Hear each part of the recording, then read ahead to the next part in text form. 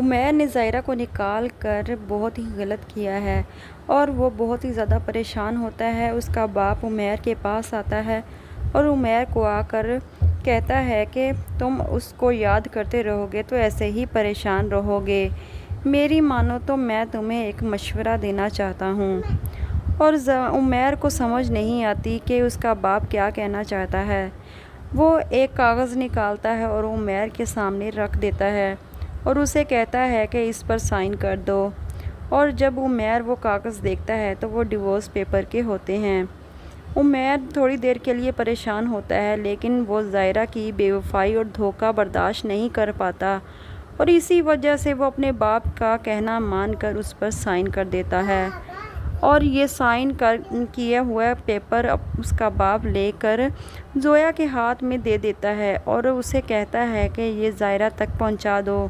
ادھر ظاہرہ اور اس کی فیملی بہت ہی زیادہ پریشان ہے اور سعد کے گھر رہ رہی ہے۔ اس کی ماں کہتی ہے کہ ابھی تمہاری ماں کو مرے ہوئے کتنے ہی دن ہوئے ہیں کہ عمیر نے تمہیں گھر سے نکال دیا ہے اور اس نے بالکل بھی اچھا نہیں کیا، ہمیں وہاں پر چلنا چاہیے عمیر کو سمجھانے کے لیے۔ ظاہرہ کہتی ہے کہ نہیں، ہم نہیں جا سکتے، ان کا شک بالکل یقین میں بدل جائے گا کہ واقعی ہی میں سعد کے ساتھ تھی۔ پھر آپ دیکھیں گے کہ وہاں پر زویا آ جاتی ہے کاغذ لے کر اور ظاہرہ کو کہتی ہے کہ یہ لو تمہارے لیے عمیر نے کچھ بھیجا ہے، اور وہ اس کے ہاتھ میں تھما دیتی ہے اور کہتی ہے کہ اسے کھول کر دیکھو۔ اور ساتھ بیٹھی عمیر کی ماں کہتی ہے کہ اس میں کیا ہے، تو زویا کہتی ہے کہ صبر رکھیں، خود ہی معلوم ہو جائے گا۔ ظاہرہ جب وہ کھولتی ہے تو اس میں ڈیورس پیپر ہوتے ہیں۔